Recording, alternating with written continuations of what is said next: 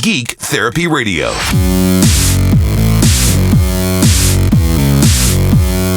Welcome to Geek Therapy Radio. I am your mental curator, Johnny Hemberger, and by the time this show airs, I am recording this on Monday. I'm recording it very early in the week.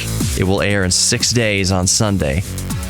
By the time this airs, 6 p.m. Sunday, I will be a father. I will be a dad by the time this goes on the air. So I'm pre-recording this early. I have no doubts I will have my hands full and my eyes crusty with tears and probably green baby poop underneath my fingernails here over the next week. We are going in after I record this radio show, going in tomorrow to the hospital. I'm going to meet my son within a couple days, and by the time this airs, I'm going to be a father. I am brimming with joy. It's kind of weird to pre-record this right before he's born. I can go ahead now. If you're hearing this on the air, obviously, thank God everything went well. As of recording, obviously, I don't know what the official weight's going to be. I haven't counted the fingers and toes yet, but if this is recording, if this is airing, that means everything has gone well, and I can reveal the name finally. So all of you listening on the air who have been waiting, all of you listening to the podcast who have been waiting, my son's name is Riker Allen Hemberger. Alan, for obvious reasons. None of my nephews or nieces, none of my nephews have the middle name Alan yet, so I will be the first to carry on the name of my father, Riker Allen Hemberger. Riker makes all the sense in the world if you're listening to Geek Therapy Radio and you've been following my show and you've been listening to the podcast for the past few years.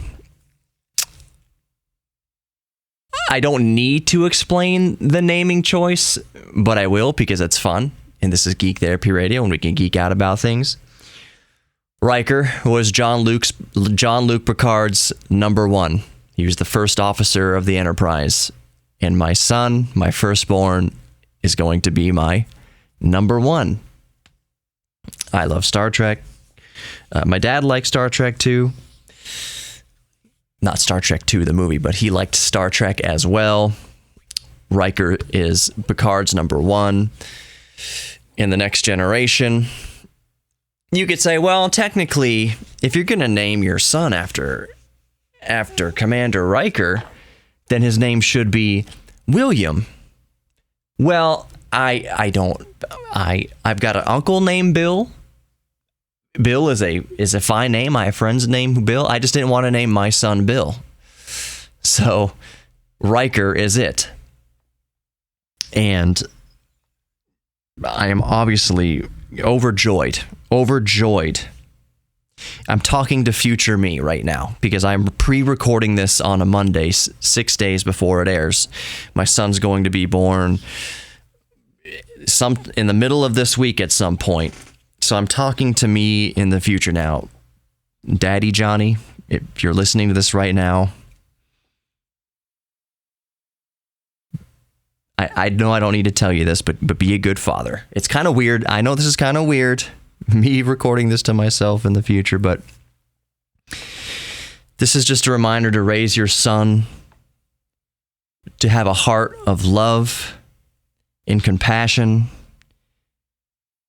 and treat his fellow human being with respect and dignity, and find all of the joy in life. Don't dwell on the terrible side of life. Lean into the joy in life. Embrace your geek thing, Riker, Johnny. Help him to embrace the geek thing and raise a good human being. Raise a good man in a world that so desperately needs more good. Be the good in the world. Be the change. And do it through love and compassion as opposed to anger and violence. Raise him right, Daddy Johnny. Raise him right. So that's this first segment. Just the announcement that if you are listening to this on the air and you're listening to this podcast, everything has gone well and my son is born, Riker Allen Hemberger. I will in the next show give more details, a little bit. I won't spend all the time in the world on it because I know how it is.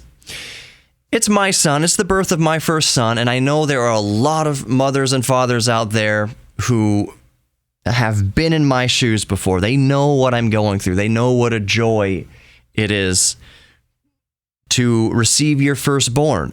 And I know you're excited for me, and I know you're pouring out all the love in the world. I know you are praying for me and my family, and I love that, and I appreciate that, and I'm right there with you. It is intensely emotional to know that I have all of your love and support. That said, I know there's a lot of you who don't want kids, don't have kids, don't have any clue or care about any of it. And you want me to get right back to geeky things. Well, you know what? This is my radio show and this is my podcast. So I will share joy here. And right now, my joy, my biggest geek thing, and the biggest geek thing for the rest of my life is going to be my son. And I have just received my son into this world. I am a brand new father. I will get on to geeky topics, but right now I'm celebrating and I am on top of the world. I can't wait to show my son what I and the rest of folks Daddy's age had to use when they were in school. Here, Riker, sit down in front of this 286 compact Desk Pro from 1986 or whatever. How fast is the processor? 12 megahertz. Let that number rattle around in his brain because it's not gonna compute. It's not going to be a number he's familiar with. He's going to say, Dad, we're in terahertz now. You were using this with 12 megahertz? You had to boot the computer? You had to wait for it to boot? Hard drive? What's a hard drive, Dad? It's going to be so fun showing him all of that old stuff. Oh boy, son, let me just tell you about telephones. More Geek Therapy Radio coming up. Don't go anywhere.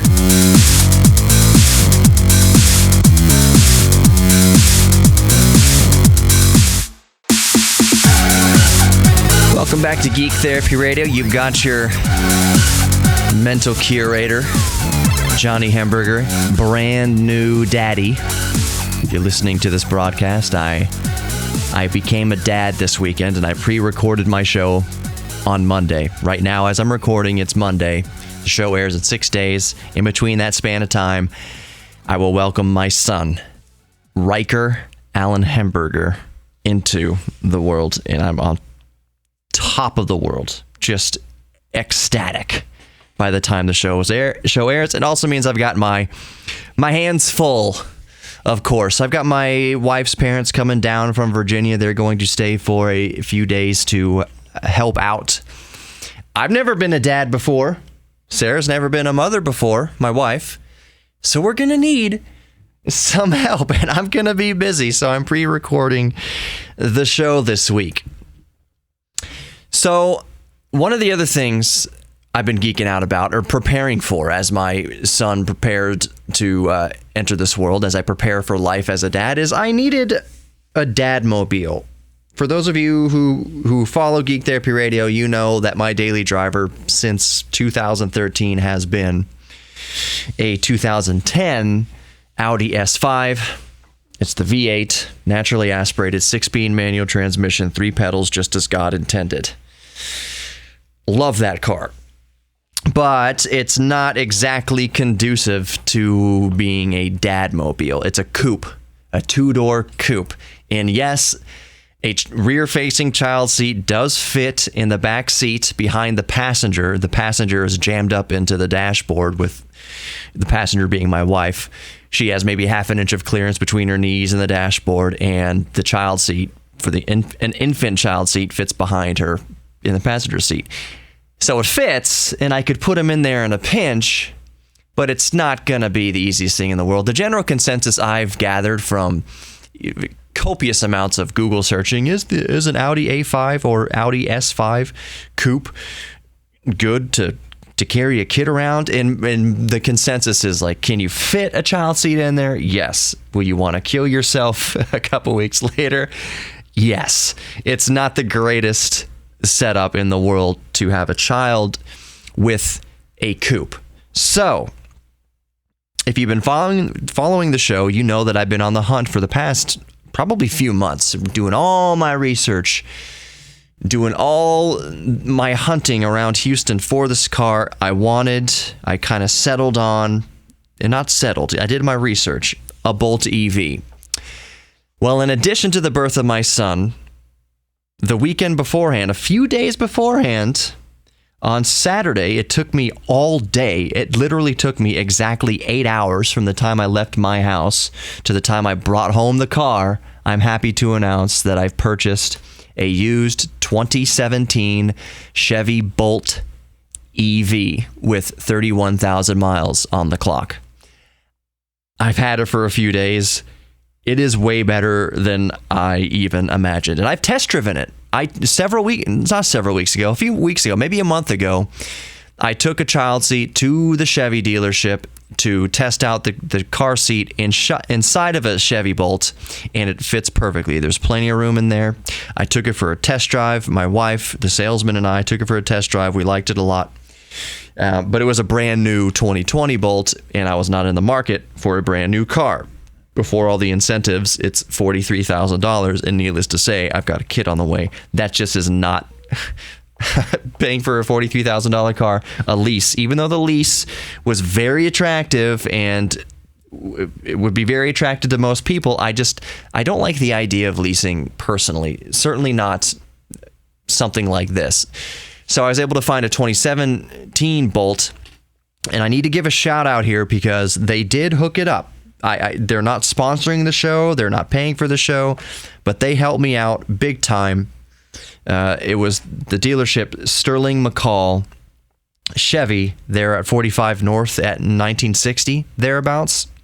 Ronald and Jerry. I think Ronald was my salesman and Jerry was the finance manager. I'm a new dad. They hooked me up with a good deal on it. It was $16,900. I was able to get them to come down a little bit on that. And we found numbers that worked. We found numbers that worked for me. And remember, doing this as a daily driver, the electric car as a daily driver, I'm saving $100 a month on gas, just me alone. It cost me over $100 a month to keep gas in Rowdy, which I didn't mind.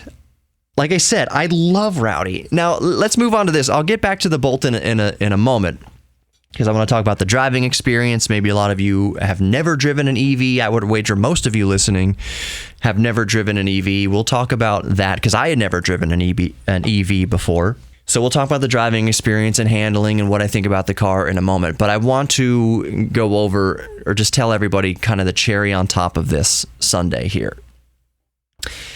I drove Rowdy to the dealership, and I was curious. I knew that a trade-in offer would be like getting kicked in the testicles 10 times in a row by an ox.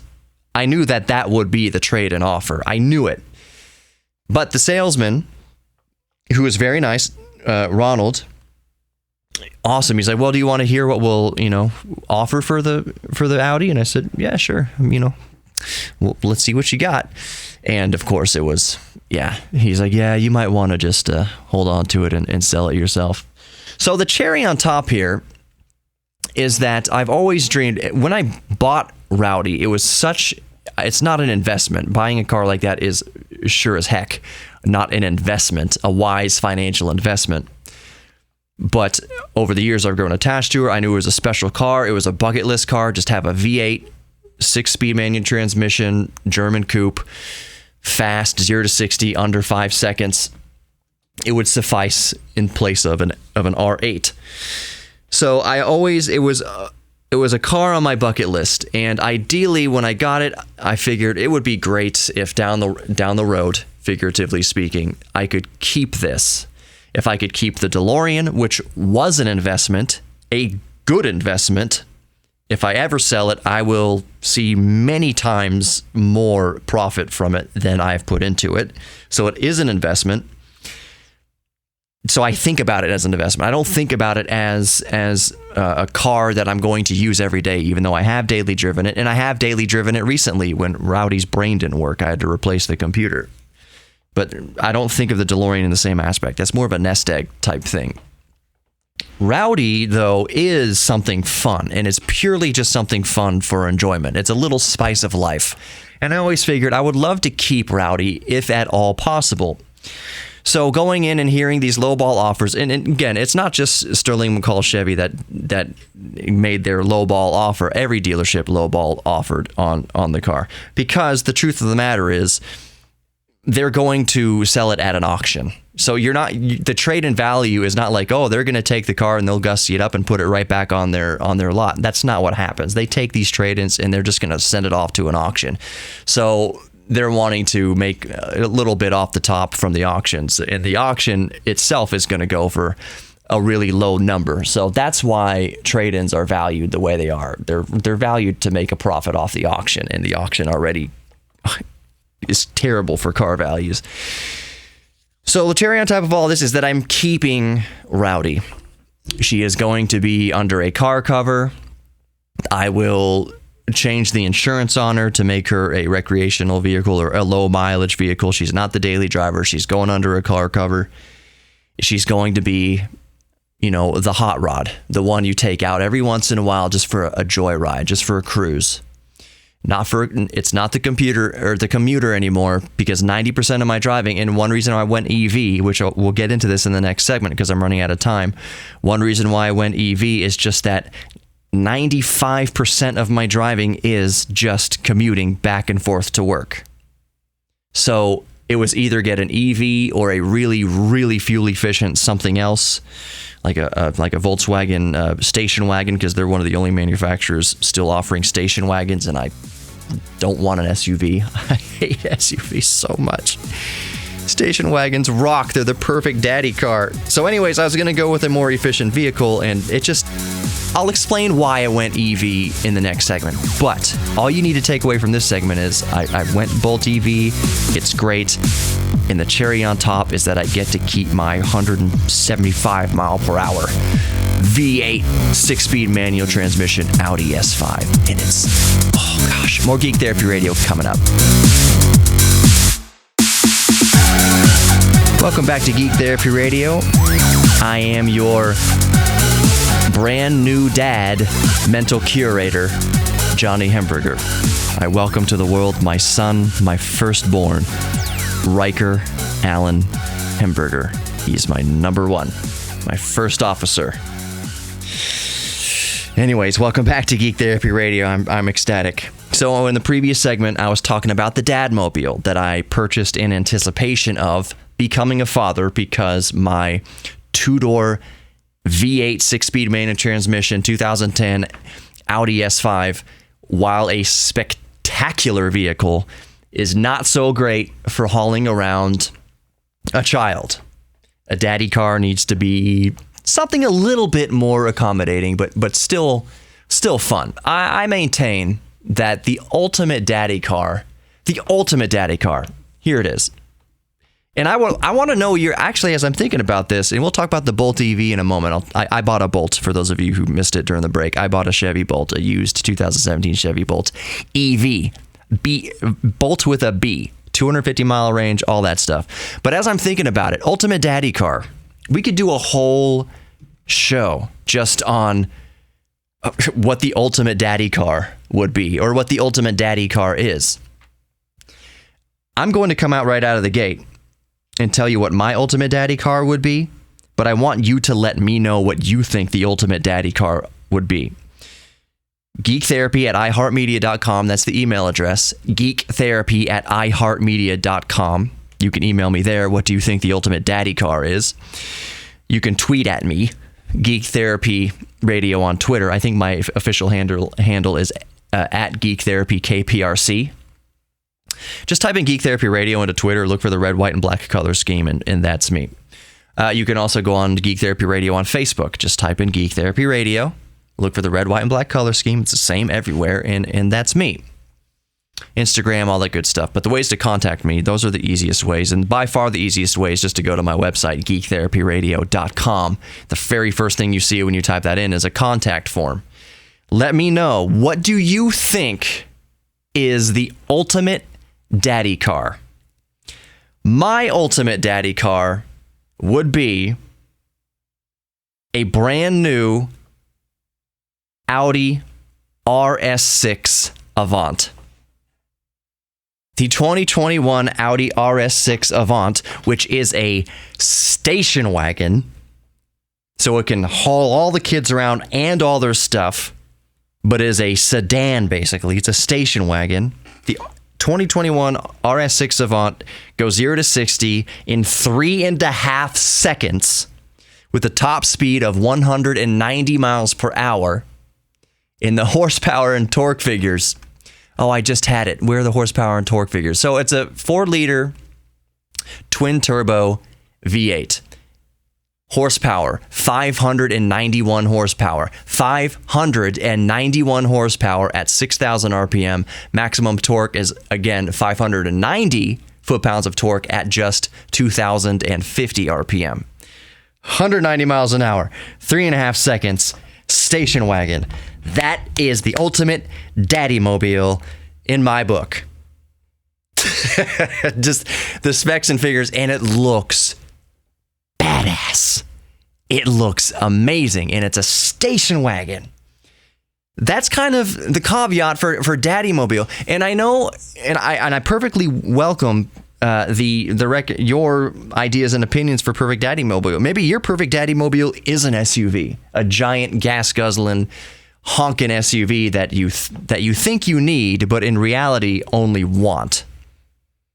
For most of us going about our commuting, daily tasks, we think we need a truck or we think we need an SUV, but it turns out, and a lot of car enthusiasts agree here, because I've heard it from other car enthusiasts, including Doug DeMuro and Matt Farah, who I've had on the show, that really, when you boil it down, if you look at it on paper, you want a truck. You want an SUV. You don't really need a truck, and you don't really need an SUV when a sedan or a hatchback, or at most, a station wagon will get it done. That said, though, don't turn your radio dial right now and think I have anything morally against pickup trucks or SUVs. I don't.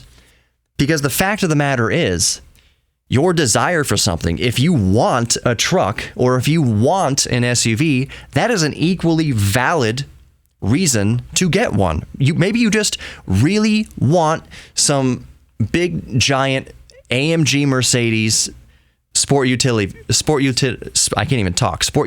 vehicle. Maybe you just want that. Maybe you want a Ford F-350 or an F-250. Maybe you want something like that. You know that it's not going to be practical to your needs every day. Yes, you can tow your boat with it. That you think you're going to get a boat. Maybe you do have a boat. Maybe you're going to tow that boat every once in a while. But for most of your driving, 90% of your driving, just going back and forth to work and hauling the kids to practice, big giant $100,000 truck, $150,000 SUV, AMG Mercedes, whatever. It's not that you need it. You don't need it. You want it. And just wanting it is a perfectly valid reason to get it if you're well-heeled enough, or you have the opportunity to get a big truck or SUV like that. Want is perfectly valid if you're hunting for a vehicle. It's just that when I'm factoring all the data together, all the figures together, for me, the ultimate daddy mobile would be, as of right now, a 2021 Audi RS6 Avant. It cost $110,000. $110,000 station wagon. That is Audi R8 fast. That is supercar fast. I've driven a couple years ago an Audi RS7, that my wife's uncle, so I guess my uncle through marriage, Doug, he had it. And it was despicably quick. It was despicably evil fast. And it looked awesome. I will admit that I have kind of grown up in a Volkswagen family, I guess you could say. My dad always had Volkswagens. I almost got dirty. You couldn't even do that in a Volkswagen Cabrio anyways, when I was a baby, I rode around in a Volkswagen Cabrio, a Rabbit. You remember those in the 80s? The Rabbit, those convertibles that had that crossbeam going over the top that you could stand up in the back seat and hold onto and go flying down the freeway at 70 miles an hour. Super unsafe. But that was the roll. It was the roll bar, really, is what it was called. But you can picture it right now in your head. Your girlfriend in high school had one. That's what the Volkswagen Rabbit is, and that's the car I grew up in. I grew up in several different Rabbits. My dad kept changing them out every couple of years. You get a new Rabbit. Then with Jetta and a Passat, my first car. Technically, my first car was a 1974 Beetle, but I often borrowed. Me and my brother kind of traded and borrowed my dad's hand-me-down 1994 Passat, and then he got like a 2002 Cabrio, and then they stopped making Cabrios, and then he bought my dad when he was alive, he bought a 2004 Audi A4, and I remember being in the dealership. He's treating himself. He's about to retire. He's gonna treat himself to an Audi for the first time ever, and he's going to go out. He's going to step up. He's been driving Volkswagens. He's going to go the luxury brand route now and finally get an Audi. And he got an Audi A4. And I remember sitting there at the dealership. He made the dealership special order the most baseline Audi A4 that Germany could possibly produce. They didn't have an Audi baseline enough, cheap enough, on the dealership. They didn't have it because the type of person, usual buyer going into Audi, is not looking for the lowest spec Audi possible. My dad said, nope, I don't want any leather seats. I need cloth seats. No automatic transmission. That's for the birds. Give me a manual transmission. Sunroof. Who am I? Rockefeller? No sunroof. Put, 15-inch rims on there with the biggest, fattest radial tires possible.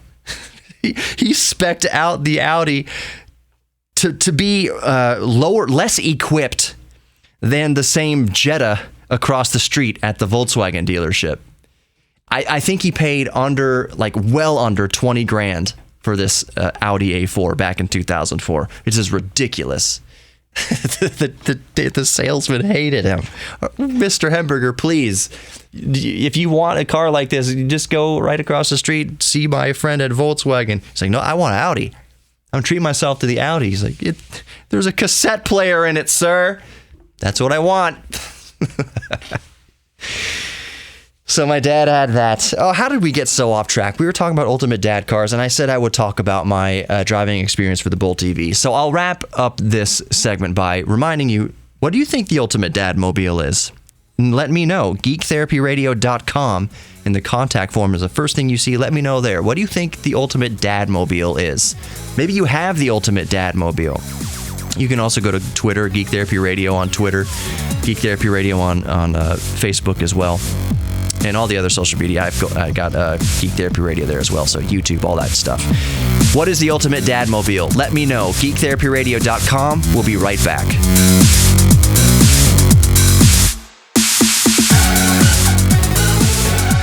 Welcome back to Geek Therapy Radio. If you missed it, if you're just joining the show, I am a brand new first-time father. And I have pre-recorded this show because Lord knows that when my son is born, I would not have time. But if this is on the air, he has been born, he is healthy and happy, and has 20 fingers and toes. I would still accept 21. That'd be fine. I wouldn't send him back to the manufacturer. Wow, that sounds dark.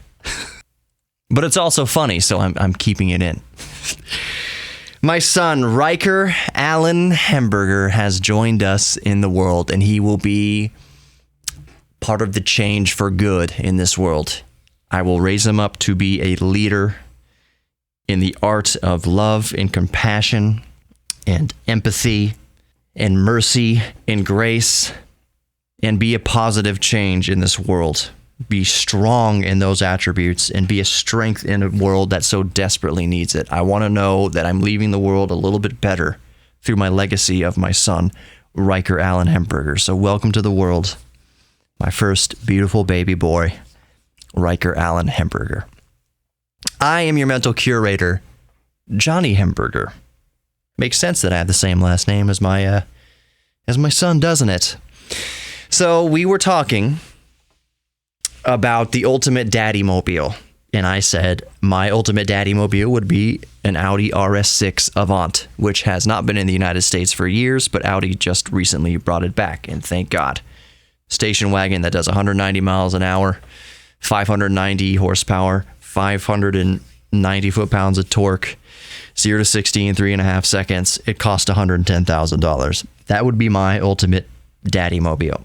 And let me know what you think yours is. Geek Therapy Radio at Geektherapy at iHeartMedia.com. That's the email. But the easiest way is just to go to my website, Geek Therapy Radio, and fill out the contact form. It's the very first thing you see. You type in geektherapyradio.com, very first thing you see is a contact form. I'm not trying to sell you anything. The first thing you see is the contact form. That being said, to kick off this segment, I'll remind again, as the the stinger at the end of the show, that I am a new dad, and if you like Geek Therapy Radio and you own a small business, a hobby shop or video games shop or whatever, you sell art supplies, you sell cars, you're a car dealership, you are Micro Center, you sell computers, you work on computers, you have some sort of service.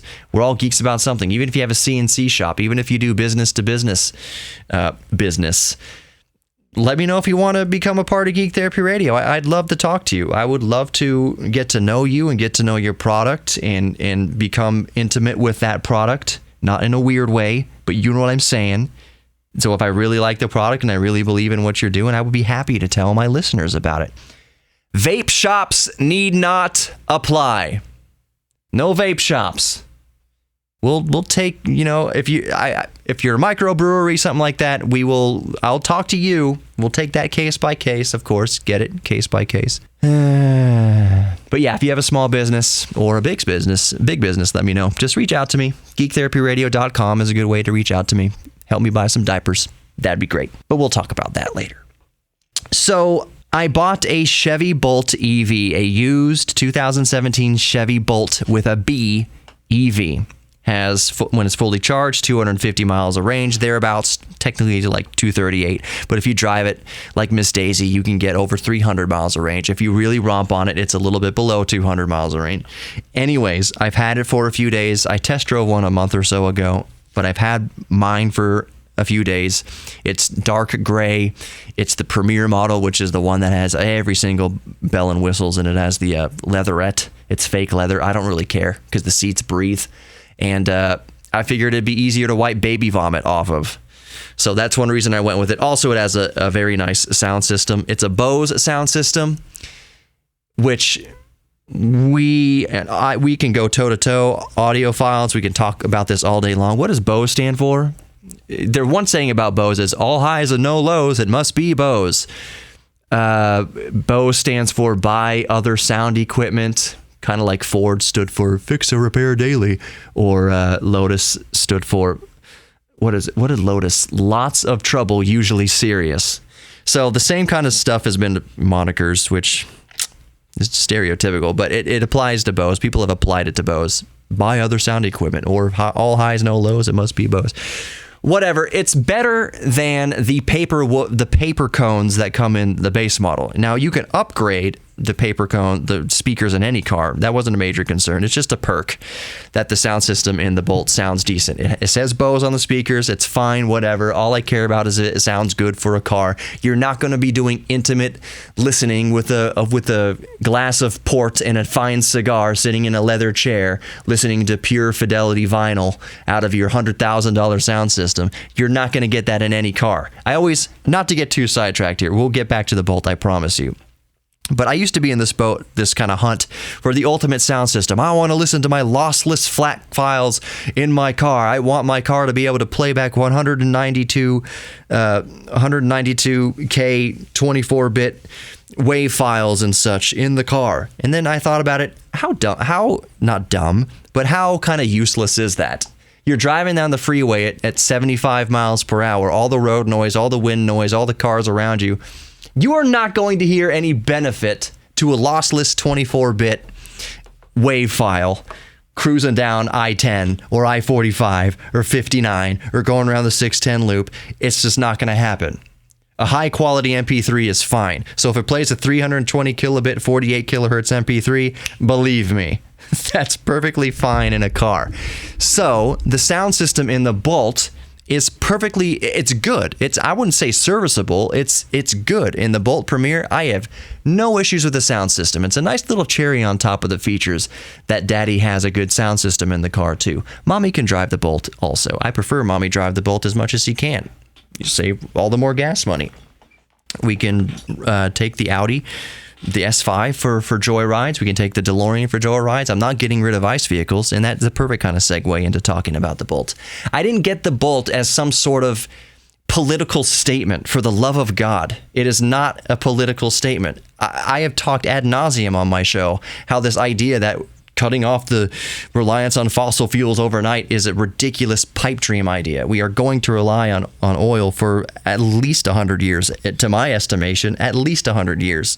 It's not something we can just easily wean ourselves off of. I simply think EVs are cool. And I think the Bolt is cool, and the price was right. Used Bolts, 2017, there's a reason it's 2017, is because they've just finally come off their 3-year lease terms in the year 2020. So they have relatively low miles, they've been taken care of, and most importantly, the price is right. So driving the Bolt, I had a friend in there the other day, both wearing masks. Okay, you don't need to email me or complain about it. Both wearing masks. I had him test drive it because he had been concerned about EVs, and he was one of those types of people. EVs are this or that. They're not good for this or that reason. Blah blah blah. So he drove it, and he thought it was pretty neat. Which is typically the case. You'll hear a lot of people spouting whatever about EVs until they drive one. And then it's really neat. A lot of the concerns, well, pedestrians can't hear you. It's silent. You'd just be running over people. Well, we've had EVs for a long time, and we aren't running over a lot of pedestrians. It hasn't happened any more often than it happens in an ICE car, in a gasoline car. They've thought of that. The engineers have thought about that. There's a little whine that comes out at low speeds, so when you're cruising around a parking lot, people know you're coming. They see you coming. They can hear you coming. It sounds like the Enterprise energizing. It's awesome.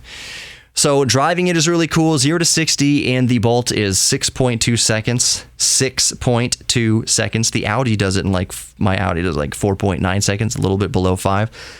6.2 seconds is hot hatchback territory. That's Volkswagen GTI territory. It's a very fast car, and that is on the economy tires, the low rolling resistance economy tires, optimized for range. Put stickier tires on that, you can get sub 60 to 60 times. I'm considering it. It's a nice tight car. It's a low center of gravity because the battery cells are underneath the chassis there. So low center of gravity. It handles really nicely. Steering's great, heavy but not too heavy. It's just a wonderful car, and I'm sure I'll be talking about it more in the future. You are worthy of love. You are worthy of giving love. You are worthy of receiving love, and you are worthy of your own self-respect. Thank you for geeking out with me this week. Welcome to the world, my son, Riker Allen Hemberger, and I'll talk to you next week. And one more time on the way out, if you think you'd like to sponsor Geek Therapy Radio, put your business in front of people, reach out to me, geektherapyradio.com, and let's talk some business.